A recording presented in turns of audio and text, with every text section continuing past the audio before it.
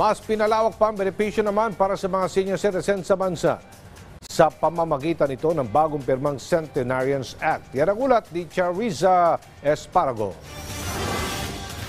Si Lolo Claudio, 75 years old na. Pero hanggang ngayon nagtitinda pa rin siya ng candy sa bangketa. Sinusuportahan pa rin niya ang kanyang 6 na anak at 6 na apo. 5 taon na lang ay maaring nang makukuha ng 10,000 pesos na cash gift si Lolo Claudio galing sa National Commission of Senior Citizens o NCSC sa ilalim ng Republic Act 11982 o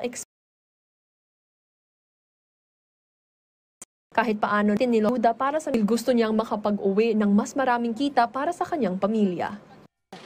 Wala naman nagbibigay sa akin po mga anak ko kasi mga vendors lang din mga anak ko eh. Mahirap tayo eh. Nagtitinda pa rin mami. Para makakain pa araw-araw.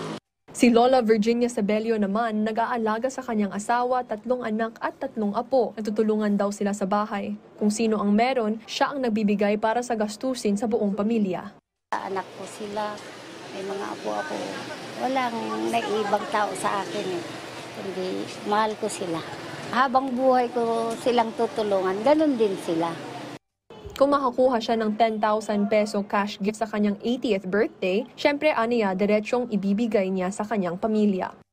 Ang mga senior citizen ay nananatiling gabay ng bawat pamilya.